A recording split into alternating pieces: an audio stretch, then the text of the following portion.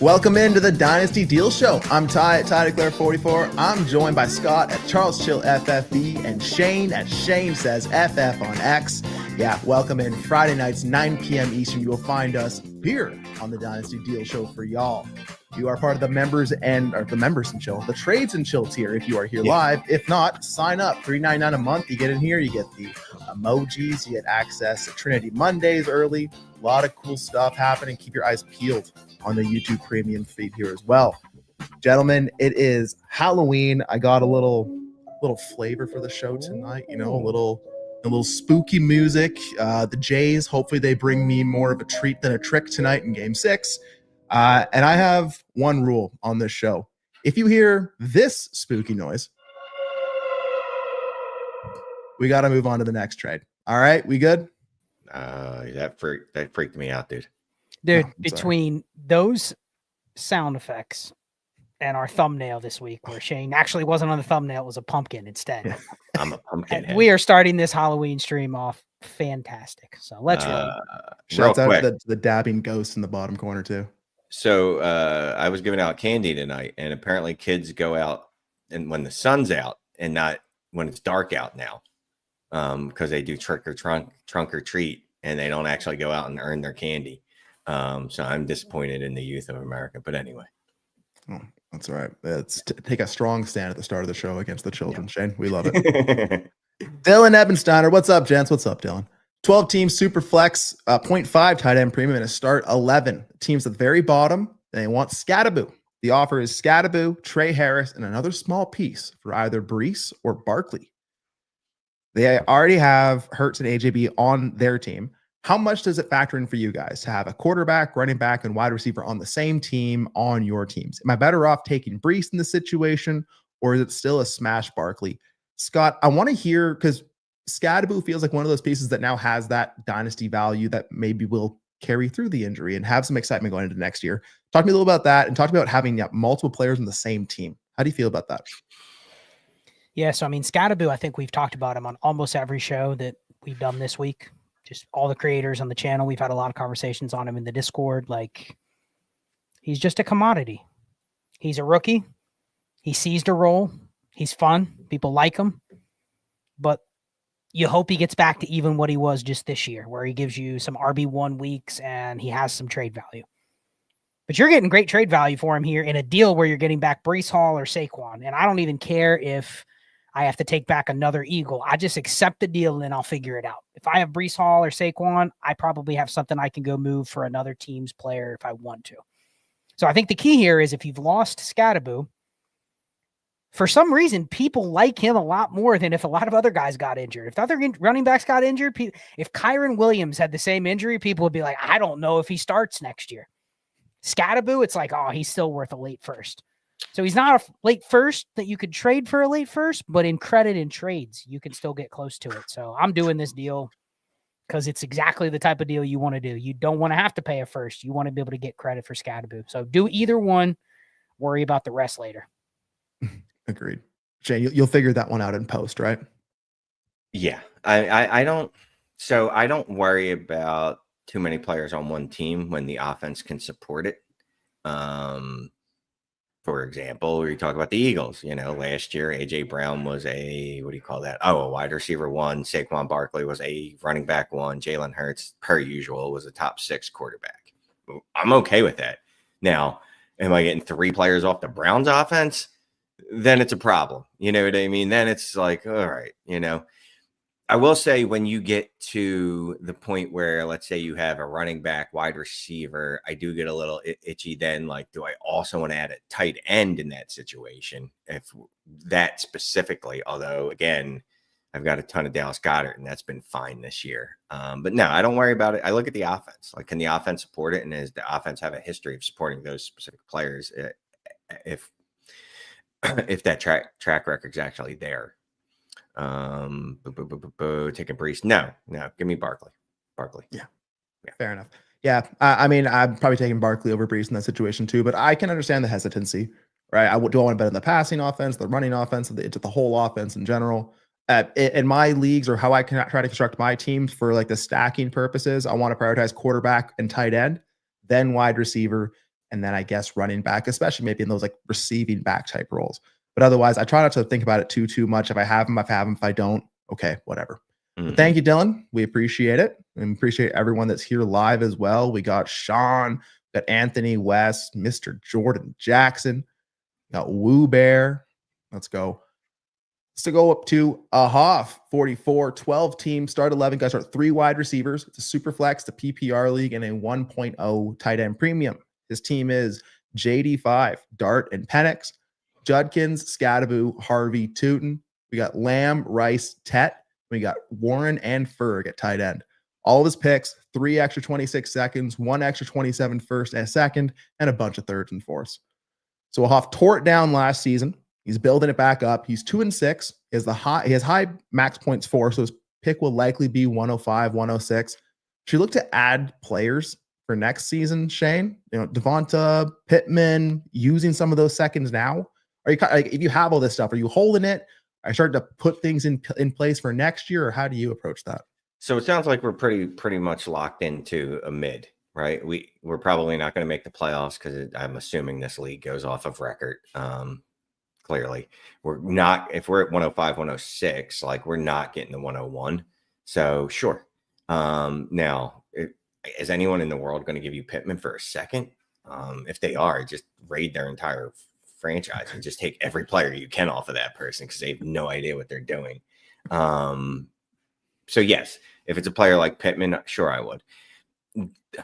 Devonta, I love Devonta, but I'd probably wait.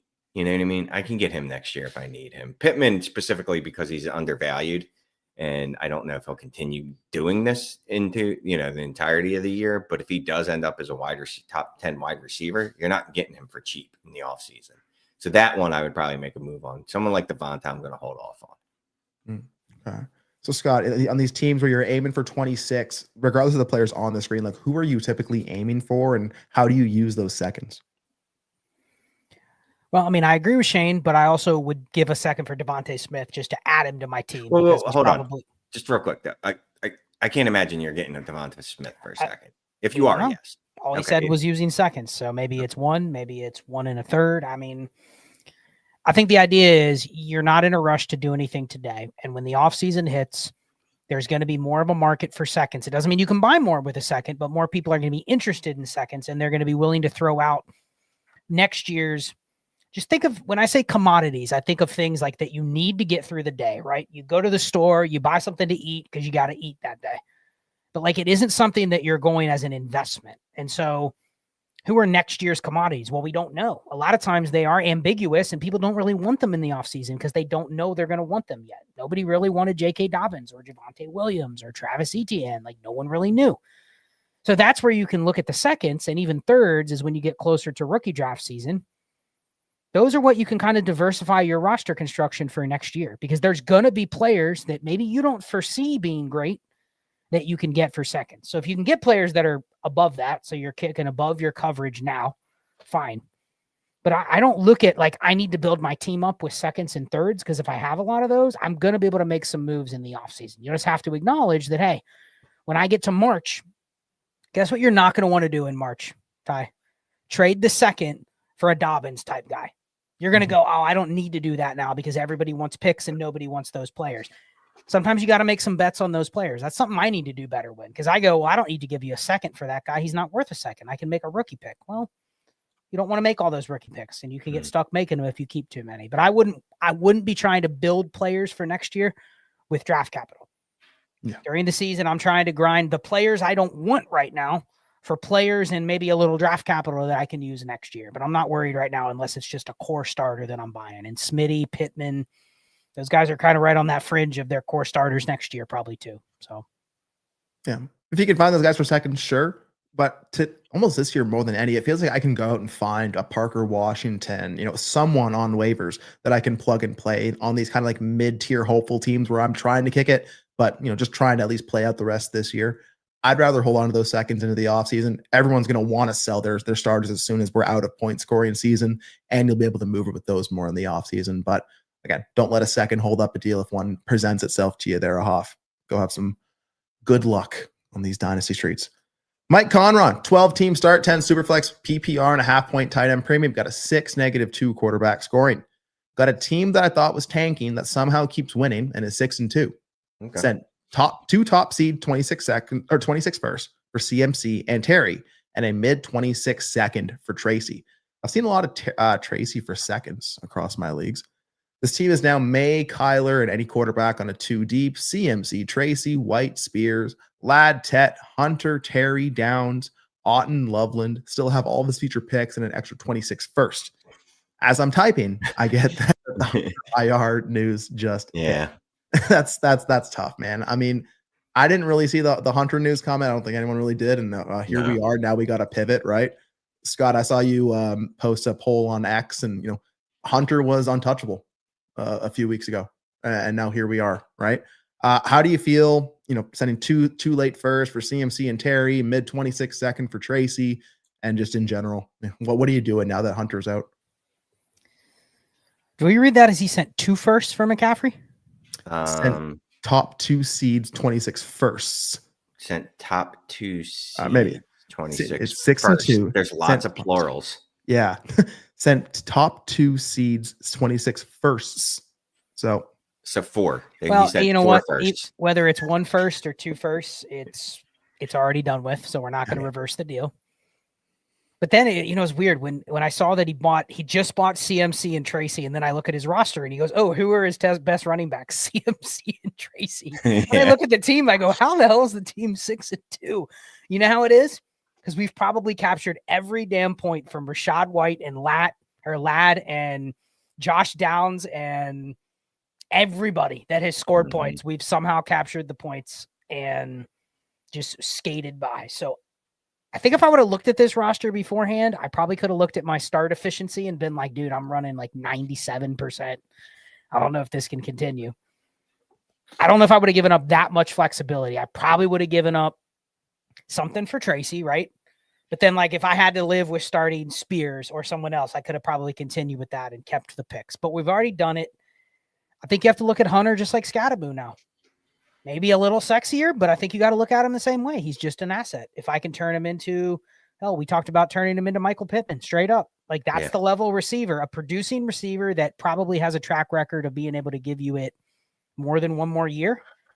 That's what Travis Hunter is. So you should be able to go to those teams that are at the bottom and see if they have players like that, even if it's a running back. But I don't think you view Hunter anything other than if I can get credit in a trade for a first and swap him for another start. Like, this team needs 2 more starters. You don't have Terry McLaurin. You don't have Rachaad White this week. I mean, you're down bad for even setting a lineup of 10 this week. So I don't know. I don't know, Shane. It feels like trading Hunter here. I'm just continuing to dig myself further and further by trading the flexibility. I don't know. Is this team cursed? No, but no, maybe. Maybe it's. But maybe 3 weeks ago, we never envisioned that we would trade Travis Hunter 2 firsts and a second, and here we are. So, geez, I want to do the whole add a first to Travis Hunter and see how far up the totem pole you can get, but not here, not now. If I add a first to Travis Hunter. Yep. Who is Travis Coleman? I don't even know a person that's ever played. Anyway, if I can add a first to Travis Hunter and get Michael Pittman and a running back, because you're right, we do need a running back. Because guess what? White is not promised. As soon as Bucky comes back, you cannot start Rachaad White, because Tampa Bay, they have eyes as well as us. They've seen what Rachaad White is. They know what he is. You know what I mean? Like, sure, he scores some fantasy points for you, but given the choice between him and Bucky, you're not throwing that dude out there. So can I trade Travis Hunter in a first for a running back, a legit running back, and Michael Pittman? Or do you just try to trade Travis Hunter for Michael Pittman and a low-end running back? Someone that can slide in, obviously he's the running back 4 or something. If something goes right, maybe you can start him then. I mean, dude, I'm worried that our wide receiver 3 is then Terry McLaurin, who's not playing. So, I mean, we can't even set a lineup here. We're starting Cade Otton. We're starting Tajay Spears. Like, we're desperate to get those guys in. That's how thin this team is. So we need to. We don't even have a second quarterback. We don't even have Kyler this week. Probably. You calm down. We'll go get you Jacoby Brissett because he's the new starter in Arizona. There's Joe Flacco out there. There's a lot of low hanging fruit. You know that. There's Joe Flacco. There's of course I can't think of anyone now. I'll just keep saying Joe Flacco until someone else pops in my head. Aaron Rodgers, Joe Flacco, Bryce Young. He's not really that low, but you know what I mean? There should be other low hanging fruit quarterbacks out there as well. Thank you. Brissett. Yes, Brissett. Oops, sorry. Don't mind me. I got rid of his team. Damn it, Ty. Anyway. You're doing everything, Shane. You're good, buddy. Yeah, no, but I agree, right? I think you can find all those quarterbacks on, like, you can patch it together, but is this the team that you want to push those picks in for? Now, again, if you send you already did. But again, if you just sent a one singular late first for CMC and Terry, that's a smash in any way. So don't worry about that. I'm happy to do that. Second for Tracy, again, that's a handshake deal between if you need those points now or if you need that flexibility, in my opinion. So I don't mind the deals in general, but this isn't really the team that I'm looking to push those picks in any further. But like Shane, like said, so you're now, if you've already started to push in, it's now or never. Are you pushing all the way in now? Or are you trying to empty that bank account more to make those bets worth it? Like, what are you doing here? I mean, otherwise you've wasted a top 2 pick. Plurals. I read that as like 111, 112 versus 101, 102. Yeah. He traded away the late picks. I guess my question would be, let's say you trade Hunter, then Ladd goes down for the year. Do you then mortgage Ladd for a Michael Pittman and just continue to do it? And you do 4 or 5 of those next year, you don't win, and then you have a roster full of guys that have no dynasty value. Well, that's the risk, because you've already gone all in. That is a risk. It's a minimal risk. And I don't, look, the way I play, I don't plan on people getting injured. Now it can happen, right? But when I trade, I'm trading for the optimal outcome. And that's just, I'm an optimist like that, Scott. I think you know that. Oh my God. If I've never met a more optimistic person in my life than Shane. Just an eternal optimist. So I'm going to make those deals. I'm thinking the optimal outcome is what's going to occur. Now, sure, could it go wrong? Absolutely. And if it does, well, then I'm going to be up a creek without a paddle. I'm feeling optimism. Christian McCaffrey is going to last for another 6 seasons. Yep. 100%. I love it. No, 100%. And if I have 3 firsts on my team, I'll pay one for a CMC. We'll figure it out together. Mike Conron, good luck, buddy. Jed Tatiana 1306, the 12 team start 9 PPR. We're pushing to the bottom. Sent James Cook, J.K. Dobbins, and a 2028 third to the second place team for Kraft, Coleman, and a 27 first. Just a 27 because I don't want an almost guaranteed late first. Thanks, boys. I mean, Scott, yeah, you're looking at those teams where they're 26 first is looking late. I usually try to aim for 27 as well in those situations, but 12 by 9, James Cook, Dobbins, 28 third for Kraft, Coleman, and a 27 first. I don't see any tight end premium listed here for the old Kraft piece of it, but how do you feel? General 12 by 9 PPR. I don't hate it, even though it's not the tight end premium you'd want to chase Kraft. Like, at least if you think he's a difference maker for the next couple of years, you've stabilized the position to where you just have a tight end that you're just going to start. I guess the key with trading for Kraft here, don't invest any more in the tight end. Like, don't get stuck drafting the tight end 1 in next year's class. Like, Kraft is the guy you've traded for. You've made him count pretty significantly in this deal, right? I mean, you did give up Dobbins as well as Cook. You probably could have sold Dobbins for a second. So I'm fine with the deal. You got the 27 first. You got a starter at tight end that should help your roster construction. And then, you know what, Keon Coleman, he probably just lingers as something you want to throw into a deal at another point to maybe get something done. I'm fine with this. I mean, look, Tucker Kraft, I know he just had a great game. He's greatest tight end of all time. Just absolutely put him in the Hall of Fame. We've seen quarterback or tight ends have these runs before that we just have. He's Mark Andrews or George Kittle. That's what you hope he is. He's going to do it if it's Mark Andrews, 17% target share. And you just hope that he runs hot for stretches and gives you spike weeks. And Mark Andrews gave you one elite season. Every other season, he's been 10, 11 points per game, which is useless, absolutely useless in a 12 by 9. So I just hope that's not the outcome. If he happens to be George Kittle, where the highs are higher, or if he can, be Tyler Warren. Cool. Coleman. So what would you do with Kraft? Now that you have Kraft, would you flip Kraft if you could get another first? Would you do that? I'm rebuilding. I'm pushing to the bottom. Let's say you had to add something to Kraft. Would you flip Kraft in a second for a first? How about can I flip Kraft and Coleman for a first and a third? There you go. Sure. I do that. Okay. I do that. Yeah. Because I don't Coleman's of no use to me. Kraft at least, listen, he's an elite tight end. I'll give him that. He's top 4 tight end, right? What the hell is Coleman? In a 12-by-9, I never want to see that dude near my lineup. Like, not in any lifetime. If it is, I give up. I'm not playing anymore. I'm done. Ty, can I give you an example of a great team name that Shane just absolutely did not think was funny? As I thought about it, I said, you know what? That's a pretty clever name. We saw a guy with the name Kraft, because what's he known for? The yards after the catch, right? Kraft yak and cheese. Oh yeah, it was good. And Shane just stared out into space. Like, is that supposed to be funny? Like, that's one of the greatest names I've seen this year. Like, yak cheese is also a thing too. See, it works. Like, so all right. Is yak cheese a thing?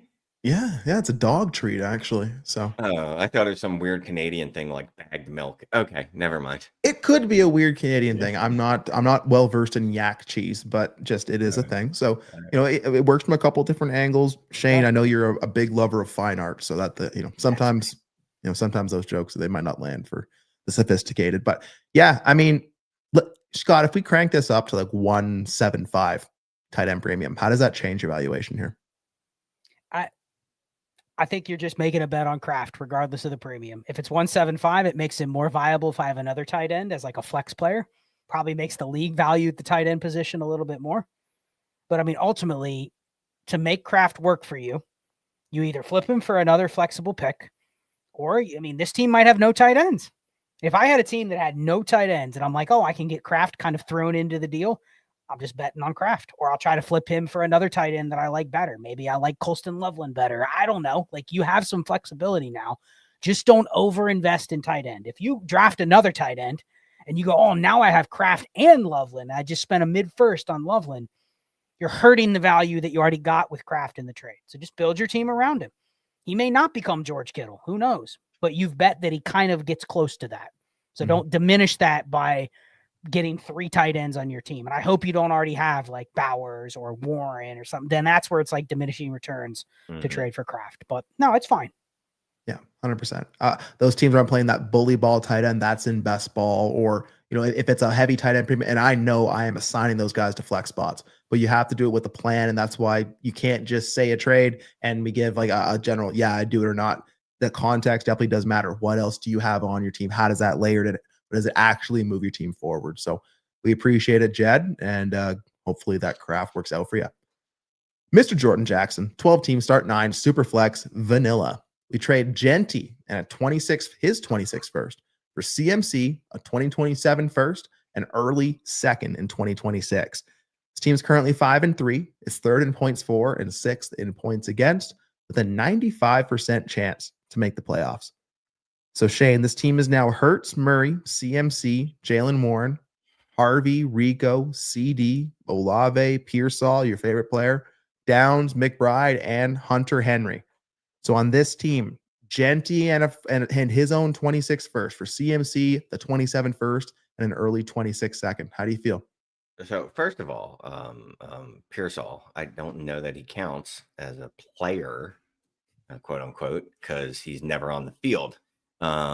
It's funny when I said I didn't like unless it's Dynasty Daddy that apparently still loves the Dynasty Daddy loves him, and all the people that were in my comments telling me that I was stupid for not liking Pearsall when I noted that he's injured every day of his life. Anyway, so look, I get the want to get CMC, like you're pushing in right now. I mean, you're trading CMC for Genty, and then the first you're just pushing out a year. Really, is all you're doing, right? What's the gap between those picks? I mean, obviously you're selling for the all-in now with CMC, right now, but we're the 109, right? 12, we're the 110. Yeah, we're the 110 this year. So yeah. How high does that pick in 27 need to be for you guys to make that gap worth it? Like if it's a good chance of being a non-playoff pick, I think I might take that bet. Then I like it a lot. Yeah. All right, I have to pick a side because that's supposedly what I do. I love Genty. I'm not doing this. Like, this just feels too. I'm not getting enough back to make me happy enough to do this. And I know that sounds silly because CMC's going out there scoring 28 points a game, so that doesn't make a whole lot of sense. But I still believe in Genty, and I still think that he's going to be a top 2 running back in the league. Yeah, like CMC is going berserko mode right now, and there's a 12x9, so those crooked number players can straight up just win you weeks. I don't want to discount that because we know where Genty is right now. But when I look at this team, I see one quarterback. Kyler Murray's not playing right now. Hope we have a Brissett or something else, or many of the other quarterbacks that Shane could definitely name if I asked him to right now. There we go, perfect. Harvey, Rico, like, okay, the wide receiver room. You got Olave and CD, and then you got my boy McBride. But I just don't know if this is a team. And Scott, I mean, I just feel like I'm stingier with my first at this point in my dynasty career. Like, especially on my own teams, like I don't like it when I don't have my own first and things don't go my way. and we are all slaves to variance in fantasy. So is this a team that you're pushing your own first in? And again, I know what we said about how does that 27 first weigh into it, but give me a little something more on how you would treat your first on a team like this. You kind of see how this team is 5-3. Like, they've probably just had to start all the guys on the screen, and they've had a lot of spike weeks between Rico and Lamb and McBride and Hurts, and they probably started Harvey a couple times. I mean, they've probably gotten almost the max out of their team that they probably could have gotten because they don't have a lot of other options. Jalen Warren's given them a couple good games. I mean, it's a team that I could continue to see staying in the mix, and ultimately whether you win it all or not is going to come down to do one of the 3 or 4 studs you have. Are they available in the playoffs, and do they hit those peaks? Because I'm pretty sure if I start just Olave and Warren and then they're playing, they're going to give me flex-worthy points, but they're not going to separate themselves from the pack in a head-to-head game. Now, it gets tougher in the playoffs where you're going up against teams that literally are probably just as good or better, and maybe even better at a couple of your flex spots. So I don't hate it. I think it does come down to, put it this way, if I was the team that was in the playoffs against you, I would still do this deal on the other side of you. You know what I mean? I would give you McCaffrey and I would take Genty back, especially if I bet on that 27 first being like a playoff pick itself. I'd be willing to go the other side, because the other thing that's sneaky about this trade is, what if your team falls apart? You're 6th in points against. What if your team misses the playoffs? Okay, that other team or if you get lost in the first round, that's still like the 105. So there's thin edges with that pick swap. If that ends up in your favor, I don't hate it. If it ends up being a 2-pick swap and it's the 107 this year for the 106 next year, like, you probably didn't win the deal unless you win the title. So I don't love it. Shane, do you do those like 26 for 27 first swaps a lot of deals? No, I don't do that much. I don't. It's just I should. If we don't like the 26 class and you want to bet on the 27s, I mean, look, I just to Scott's dismay, I just did the rookie rankings for 2025, my first top 25, and it wasn't great, Bob. I did shove some quarterbacks into there that might not even be in the draft, but no, I don't. I don't like that. I really don't. I don't. We don't know what classes are going to be good. In hindsight, no, that's not right. That's not the right word. We think we know what classes are going to be good, and we're often wrong. That actually is the right word. Yeah. In hindsight, damn it, we're often wrong. For once, you actually nailed it, and then you stopped yourself. You didn't trust it. My brain didn't know what was going on. I was like, oh, I don't think so. No, that's right. Don't let them do it. Anyway. No, I don't like moving this closer year pick for a later year pick, but also because it's just, I like assets that are more usable. And even if we think the 27 class is better, 26 classes or 26 picks, the picks that's closest is usually easier to sell and easier to use in a deal. It just generally is. Yeah. I mean, generally that the window for those 26 first are going to come up sooner than the 27. But at the same time, too, once we're in that off-season mode, I usually like to kick those 26s to 27 so I can keep that flexibility in my back pocket versus having to assign the player to the pick. Just how early do you want to do that, right? So it just depends on your league, on how you handle it and what moves you make. But we'll move on. Anthony West. So he's finally going to catch another show to that live tonight. Let's go, Anthony. Good night. Hopefully, again, I kind of got the World Series up on my phone here, so we're split, Brandon. But 12 team, start 11, Superflex, PPR, tight end, premium plus 0.5. We got Caleb, T-Law, Dart, Genty, Hampton, Hendo, Bill, Harvey, Hunt. Big starter in week for Hunt on those running back Dart teams. JSN, Rome, Hunter, Ibuka, Rice, Tez, Bowers, and McBride. Trade Hendo for Henry. Let's stop right there. Shane, I mean, Hendo for Henry. Why? I mean, not to sound like that, but like, let me go see what Hendo's going to do, and he allegedly is going to have the starter role. And if Darrell Jennings goes out there and out touches him, then I give up. But Hendo looked good last week, and you've heard this on every pod, except for the fumbling in the end zone part. But he did look good last week, right? And he's going to get a chance to carry the load this week. Henry, we talked about him this morning. We talked a little bit about him last night. Like, if not for 80 meaningless yards in the fourth quarter, that dude would have given you 4 fantasy points last night. And I love Henry. But I don't have to make this deal. So let me see what Hendo's going to do this week. And you know what?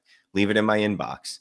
And if Hendo bombs out, hit accept. You got it. Yeah, whatever. Genty, Hampton, Bill, Harvey, Hunt. Like, you got 5 starting running backs there for this week, Scott. He's 5-3. He's 3rd in points for. He also has a 26 first, which projects to be 102. His own 27 first, another 27 first of the 102 guy. Does he push all in, spend some draft capital? Love the show. Well, we love you, Anthony. But I mean, on this team, I don't see if Hendo and Henry, I'd rather hold on to the dynasty asset of Hendo versus adding more lineup decisions to this running back room if I could help it. Scott, how do you feel? Well, first of all, just a couple things. Like, Henry already played. He did. So right there, that eliminates me trading anything for him right now, because I should be able to trade something for him on Tuesday when I can play him next week. Now you have the fact that Hendo is going to get the spot start opportunity. And he posted this at 5:25. So he should have already known that Hendo was going to get that opportunity. But regardless, like, I'm not doing this deal, but I'm definitely not doing it before Hendo plays, because then I'm locked out from both players for this week. And I think the other thing is, like, if you look at this team, I'd rather move Travis Hunter in the deals we've talked about already, but between the third quarterback, like, you could move Caleb or T-Law or Dart. I don't really care, but I'd prefer to move Caleb or T-Law because I think I probably get a little less bang for your buck production if I move one of those guys. You can also move Hendo in a deal if you wanted, but it doesn't have to be for another running back like Derrick Henry. And then you also have Travis Hunter. And I know it's a start 11, but like this week, I'm probably having to sit Kareem Hunt. I'm probably having to sit a piece that I could usually start. So it just tells me that he has 3 extra firsts? Yeah. So, or 2 extra firsts in 27. I mean, we have plenty of options to go be a little more selective in what I'm going to buy. My lineup is fine this week. I'm going to be a little pickier because my lineup is already stacked between Bowers, McBride, and Rice, and Ibuka, and Rome, and JSN, and whatever running backs I start, whatever quarterbacks I start, plus first, plus guys like Hendo and Harvey that I can trade. I can be real selective. I should be the one that's literally shopping at the most expensive store in the league. And I'm going Hendo in a first. Who does that get me? Hendo, Hunter in a first. How high does that get me? Like a rebuilder, you go to a rebuilder and you go, you give me Jamar Chase, I'll give you Hendo, Hunter in a first. They have to at least listen because they're not getting a better type of offer than what you can offer. So that's why you build up the assets. But you're settling by giving up Hendo for Derrick Henry, and you're going to go, man, Shane, who should I start? Derrick Henry or Emeka Egbuka? Like, that's going to be literally your lineup decision. I would start Emeka Egbuka. Right, but I don't want to have to be making that decision when I've foregone a lot of value of the Hendo asset for a guy like Henry. So just be more selective. You're shopping in a higher peak and be willing to consolidate here. But no deal. Be picky. You're going to have guys go down. So that's where having depth like Hunter isn't that big of a loss on this team anyway, if you can liquidate him for something you can use. Yeah. This is a prime team to do some consolidation on. Yes. Because Shane, you got what? 2 firsts that project to be early. So I'm assuming the rest of your league mates read that the same way as you. Got your own 27 as well. Shane, do any other tier up type deals stand out to you on this team? I mean, QB. Yeah. I mean, Can you go Caleb and something in a first to get?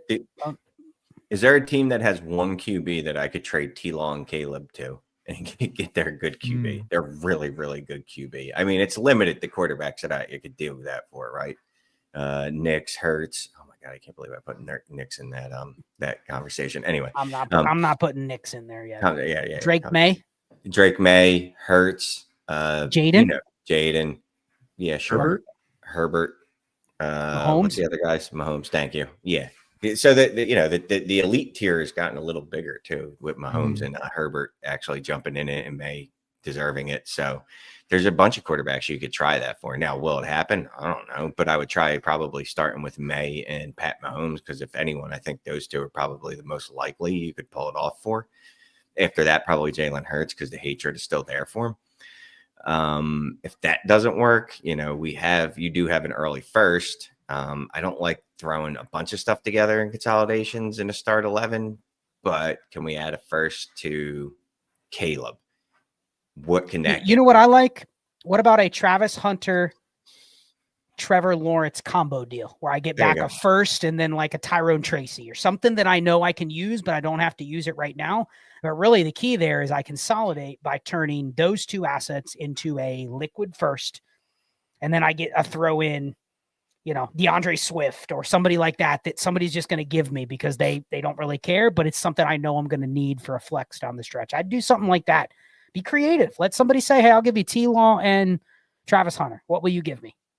Yeah, and that's the beautiful thing about Travis Hunter getting hurt. Well, not him getting injured, because that's not good. But it does free you up to think about using him in a different way, right? Like as soon as he is injured, I saw this afternoon, I immediately went, all right, what can I add to him to tier up? Like, I don't want to split him. No, I'm not doing that. Like, what can I add to him to tier up? And Ty's about getting one of those offers.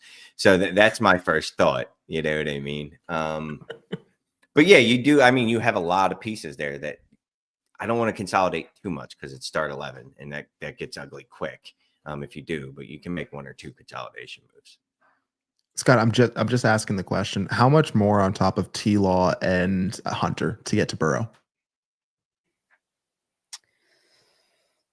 I mean, I don't want necessarily that value to be just quarterback value back. Like, I'd probably do that trade, but that's more of a deal for the offseason. Like, if I'm going to do this, I would rather and Burrow's good, but he's not that flexible right now. He's more flexible as we get closer to the end of the year and there's maybe more teams falling out of it. I'd rather just get a 27 first. This is one where you have to have that offer in mind.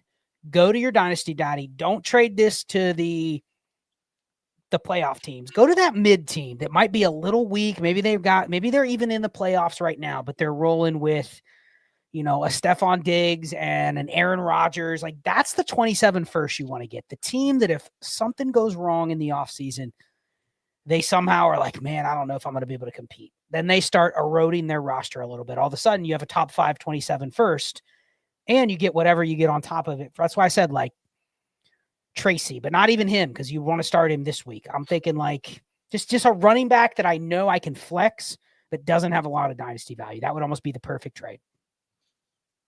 Absolutely. Shouts out to Hendo. Shouts out to Big Diaz saying it's actually going to be Ernest goes to the house season for the Pats. There's a Ernest to the house. Ernest goes to the house. That's the new like Christmas movie that's coming out this year. Yeah. Yes. Savage FF, shouts out to Lee on KC. 27 picks are more valuable than 27s are more valuable than 26. You know what's hilarious about that? And I only think about this because on the drive home, we were in the Heisman talking, and someone mentioned like, what, the 27 isn't really thought of that much better than 26. We're like, oh, of course it is. And then he's like, well, who's in the class? I guarantee you 75%, maybe that's a little high, at least 50% of the people that are playing Dynasty right now that tell you the 27 class is better than the 26 couldn't name 4 people from that freaking class. I said freaking. I didn't curse. I wanted to curse, but I didn't curse. But anyway, that's neither here nor there. Oh, well, we appreciate the censorship, Shane. You are a stronger man than I. Sean Hamilton. Sean. 7-4-6-5, 12 teams, start 10, Superflex, PPR. It's a 0.2 point per carry and a 0.2 per first down, 2.5 PPR for tight ends. You got to start 3 wide receivers, and there's short benches. So 12 bench, 2 IR, 4 taxi. Trading Harvey for Debo and a 2026 fourth.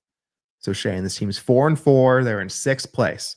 They have Daniels, Love, Gibbs, Genty, Dowdle, Hendo, Harvey, Hunt, and Cans. We got Buka, Wandale, Golden, Pearsall, Harris, Burden. A couple guys out this week. Warren, Kraft, Hawk, Fant, Mason, Taylor, 226 first, 3 seconds, all of his 27s. So Harvey for Debo and a 26 fourth on this team.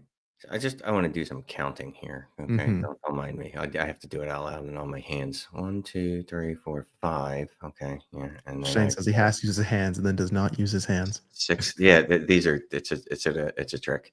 6, 7, 8, 9. 9. Okay. I'm We need virtually one more whispering starter. you the answer, Shane. No, I'm not doing this. No, bad No. trade. Well, no, so I'm just looking at, just the starters, right? Debo would probably be my 10th starter on this roster.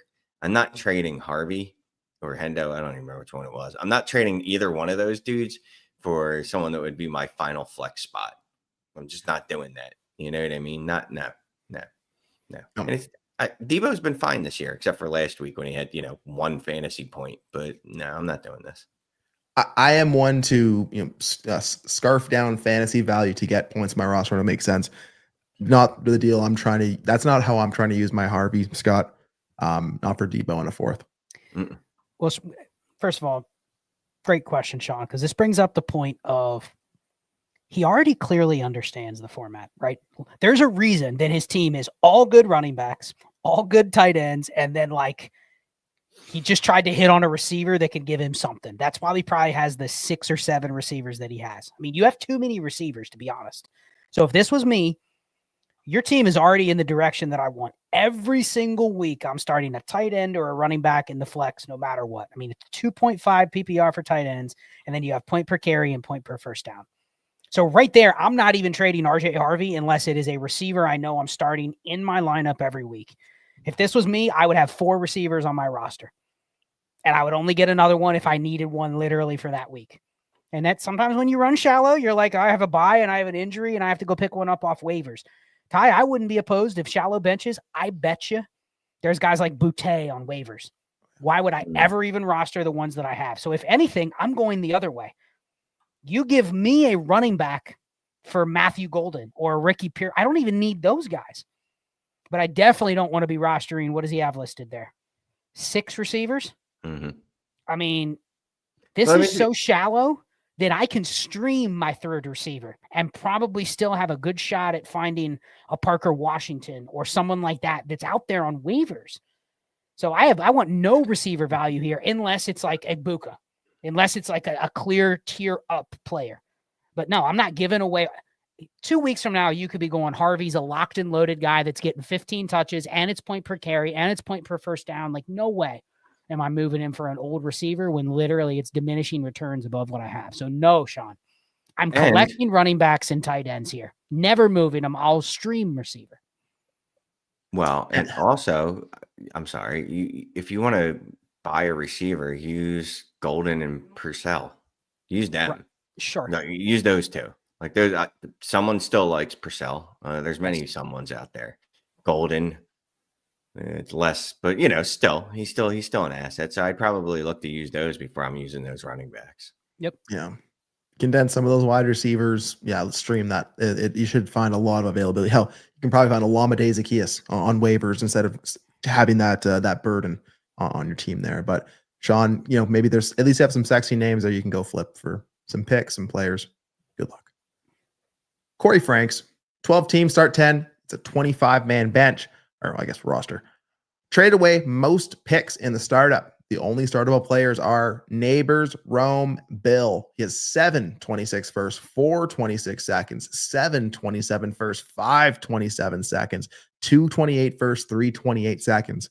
The picks aren't really valued. That's how maybe he got them all, which is how I got so many. Yeah. Do you only make a few picks and trade back to 28 beyond? Most good wide receivers are untouchable for only picks. And if they're not guys like BTJ or London, they'd go for 3 first-ish moves. That's kind of the funny thing, right? You get all the picks, but then you kind of need things to attach those players with the picks to go and actually get some things done. Scott, on these teams where you are mostly picks versus players, how do you actually start to build those teams out? Well, I mean, JCM can go for a pick. You might as well go even more to the extreme if you can get anything from him. But I think you have to let the league just flatten the market a little bit. Yeah, BTJ can't be worth 3 firsts at all times. There has to be a window where somebody's willing to do something else. And I get it. They're not looking for picks today. But I mean, dude, we have what, 16 firsts over the next 3 years? Mm-hmm. We have 12 seconds. I mean, we didn't even list thirds, but I assume we have some thirds in there as well. I mean, things will break where the market has to change a little bit. Probably just isn't going to happen right now. The good thing is I don't care about right now because my team has nothing on it. So I'm willing to just let that market flatten out. Now, you may have to overpay even next offseason to get some players, right? You may have to give up 2 firsts for a bet on a BTJ or somebody like that. That's fine. You can make a couple of those, but the market just cannot be where every player is worth 3 firsts and I just can't get any players.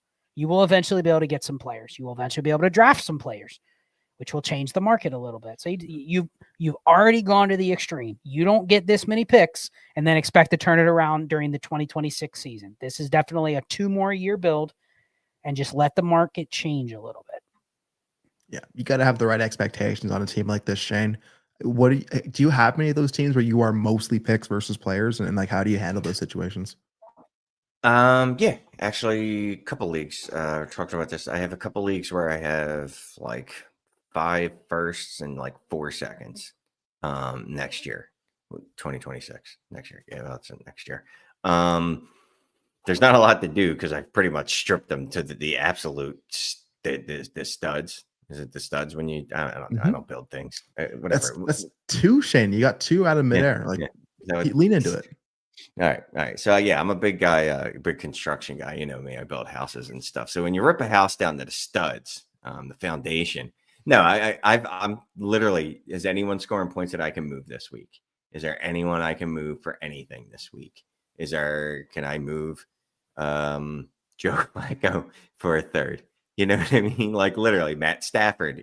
Someone want to give me 2/3 for him. Oh, okay. Let me do that. That's usually what I'm doing. And I'm grinding the waiver wire, seeing if there's someone else that's going to pop. Every running back that's on an NFL team that's on the waiver wire, I'm picking them up. That's what I'm doing. Stay active, stay at it. Again, you'll find those deals that will come. The market will break. Those picks are going to become way more available valuable in the offseason. The market will be there for them. So just stay ready, stay open. Your team can take advantage of these dips in the market when guys get hurt, when people want to make moves, when people want to kick their teams to next year. You're going to be the team they come to if they want some picks for their players. So just be ready. Don't leave people on red, Corey. I don't think you would, but hopefully those picks will start to become more valuable in your league. All right, y'all. Well, we got a little over 10 minutes left. A couple trades to get to. So start with Matthew Gardner, 4-4-8-8. The 10 team, 1 quarterback, start 9. Shallow. 0.5 PPR, no tight end premium. They're top team, and it's hard to get deals done outside of an overpay. Trade McBride for JD5. Quarterbacks Kyler, Caleb.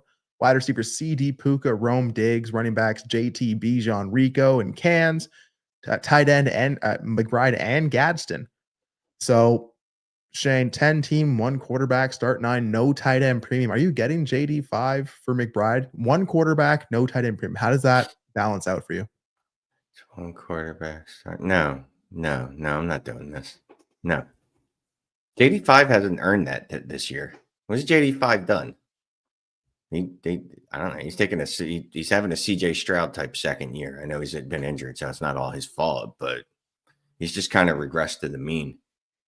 All right. He's paved the way for Marcus Mariota. There you go. It's 1 QB. The premium's a little. I mean, look, I like crooked number QBs in 1 QB leagues. But then you have Kyler, Caleb. Like, what am I doing with them? Like, there's no way to get them off my roster, is there? No, I'm not going to do this. I don't need it. No, I'll give you Gadsden for JD5. How about that? Can I give you Gadsden? Streets love them some Gadsden. I love me some Gadsden. Scott, 1 quarterback, JD5, McBride, and a no tight end premium. How does that balance out? I mean, obviously JD5 scoring more points, most likely. He's just scoring more points, but you're having to look at it as what are they replacing and how much value can you get for those? I mean, that's really what it is. It's not who's scoring more.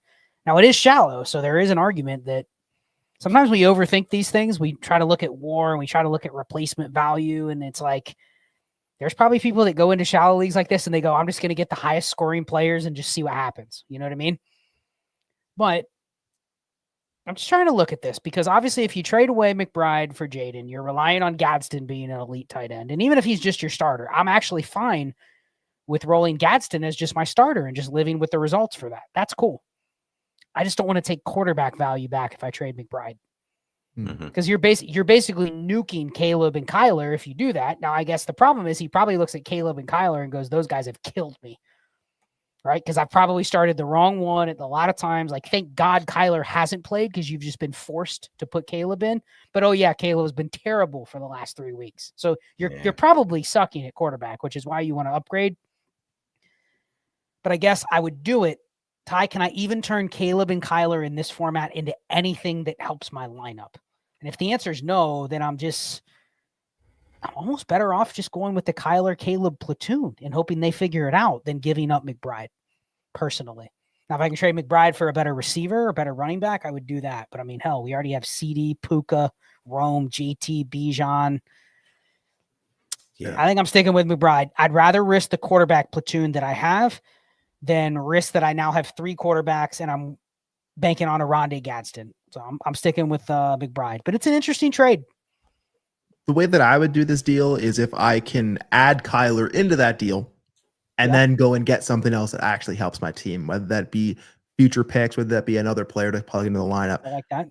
You know what I mean? Like, if I'm going to take on that quarterback, hey, I'll give you that quarterback value back as well. You just got to give me a little something else extra. Like, I'd rather maneuver it that way versus just having a log jam at quarterback in a format that probably doesn't value quarterback. Is that a like first? How about Caleb and McBride for a first and Jaden? Would you do that? Yeah. If you could get credit for one of your QBs as a first, and then now 100%. you don't have 3 QBs that you don't need 2 of them. 100%. And I'm just rolling Gadsden, and we're we've upgraded at quarterback, right? But otherwise, I'm a McBride still probably my number 1 player per capita in Dynasty. I would definitely hold McBride even in the no tight end premium. Give me the crooked numbers. Give me the. That's a very savvy counter. That makes the other team have to think about how bad do they really want to get off the quarterback value for McBride. I love it. Yeah. All right, let's move on to Sacramento Kingpin. Love this. Would love your thoughts on this trade I did earlier today. So Scott, he traded Kraft, a late second and a 4th for a 27 first in a 10-team start 9 Superflex PPR. He's got Laporta and Mason Taylor also at tight end, and now he has 5 27 first. So here's that team. They have tight end. They trade away the Kraft from that room. They get a 2nd, a 4th, and a 27 first. 10-team start 9. How do you feel? So 3 components to this. 1, it was not tight end premium. You had too many tight end premium. 2, you got a lot of credit for a tight end, which you already had excess. 3, you already have 5 27 firsts, or you had 4. Now you add 5 in a 10-teamer. So the more you get, the more powerful they are because you're controlling the market even more. I wouldn't try to get all 10, but damn, the fact that I have 4 and now you're giving me a 5th, I'm slowly starting to control that market in a league where I literally don't care about what I'm trading away. So awesome deal. Not one of those deals that would just show up in your inbox. You probably had to send this out to people to get it done, but you got it done. So brilliant, brilliant Dynasty move. Mm-hmm. Yep. And it makes that Laporta and Mason Taylor more important, at least more useful on your roster. And Kraft was probably the one that you could get this return for. So I like it. Shane, anything else on this one from Sacramento Kingpin? You already know. I went on a diatribe earlier about Kraft. So yeah, do it. Okay. Well, then I'll keep you around here for CCW 494's question. Who are a few throw-in players you're looking to add into deals, Shane? Just I know your player recognition and recall. This is where I want to really use your strengths here. So I don't. So who do we even consider a throw-in at this point? Obviously, like everyone wants Rico Dowdle, right? Everyone realizes that he's going to be the starter in Carolina. Okay, calm down. Just breathe, man. Breathe. Relax, bro. I love. We can spend the last 5 minutes on this game because I Parker love Washington. Parker Washington. Shane says Rico Dowdle. It's like everyone's at him as like an RB1. Okay, fine. Parker Washington, Kyle Monungai. Can I get Devin Singletary? Kyle Monungai right before he starts, right? Can I get Emmanuel Wilson? There you go. I don't want to Samaj P. Ryan because he's just kind of been. How about Sean Tucker? Darius Slayton, Sean Tucker, Trey Tucker. No one's gonna. Slayton. Yeah, no one's gonna like this. John Mechie, the wide receiver 2 for the what do you call those people? The New York Football Jets. Michael Carter coming back to Arizona. Apparently, Bam Knight doesn't have that locked up. Is Darnell Mooney ever going to be any good? I don't know, but I could add him to the back of my roster and feel pretty good about it. Jacoby Myers is almost a throw-in at this point. Dylan Evan Steiner says Wan'Dale Robinson, the ultimate throw-in that no one seems to value. Well, in my leagues, I'm getting charged a second plus for Wan'Dale at this point. So Wan'Dale was a throw-in in the summer. And he was someone you could have got for a 3rd-round draft pick, and people were selling him because I don't know why. Because I added him to like 4 different rosters using 3rd-round draft picks because people just didn't value him. So those are some throw-ins. Scott's going to name people like Scott Matlock, like he's going to go way down the board. No, who you got, Scott? I think for in the middle of the season. Any receiver you name, Darius Slayton, Parker Washington, like you're still going to have to nail when you play those guys. So if I have a need, if I'm playing a strategy, I mean, hell, I have a couple teams where I'm literally streaming receiver. So I'm like trying to trade for these guys when I need them on a weekly basis. So if I have one of those teams, sure. But at most teams, I don't want to just add these guys as a throw in a deal. They don't add a lot of value. I'm looking for probably running backs that people are going to view as like, well, they're going to be the backup or even the 3rd guy. But it's a long season, guys. We're only in week 9. We could be looking up in week 15 and we're going like, dude, who would give up 2 seconds for Isaiah Davis because he's about to start? Like that type of player. And then there's some rookies in there too that just haven't really popped. I mentioned Sean Tucker. That's one. And we talked about this in the Discord earlier. If you're not in there, jump in there. But like Jalen Wright is another one. Apparently, they may give him an opportunity if they don't trade him. Just looking for somebody that has no value now that somebody would go, oh, all you want to do is throw in Jalen Wright? Okay, I'll give him to you. And then 2 weeks later, he's at least on the radar. So it's mostly running backs, to be honest, that I'm looking as throw-ins. Yeah, and that's just roster construction too, right? Just give me the Brashard Smiths, give me the Dylan Sampsons, give me the guys who I know when their role is going to be there, I can plug them in, or as the way I construct my teams, I'm probably going to get some use out of those guys. So I like it. There we go. Spooky end of the show. We made it, y'all. Just a little spook music to get us out of here. So, guys, I hope we have a safe Halloween. There's a lot of trades we're trying to make in our leagues right now. So, go make some deals now or never, right? Like we say it. It's not really a hyperbole, right? If you don't make a deal now and you're in those spots, this is where your teams can get stuck in the middle if you don't choose a lane. So. I hope you're at least you have a plan and you go forward with that. Scott, is there anything else coming up on the channel or anything else people can look forward to as we go through the next couple of weeks, and just anything else you want to plug? Yeah, so just an announcement. I mean, we're here with all of our members watching live. If you catch this back, it'll probably already be out there, but on, believe it is November 12th. So not this next coming Wednesday, but the Wednesday after that, we're going to be doing a special premiere event. So it'll be live. It'll be a 3-hour stream. More info to come on exactly what there's going to be in that show. But it'll be all the DD creators. So it'll be myself, Ray, Shane, Jay Rich, Ty, and Brandon will be on there. And we'll just be doing different stuff, different activities. I don't know exactly what they're all going to be, but it'll be a 3-hour stream. There'll be some perks for members, giveaways. And there will be a Dynasty Deal Show within that show. So this will be like a super show for that week. There won't be a lot of other content during that week. So you'll get everything on Wednesday night. More to come on the specific times and all the events and stuff. But that will be the week to really put in some trades, because we'll have only, I think, 30 minutes on that show to do the Dynasty Deal Show.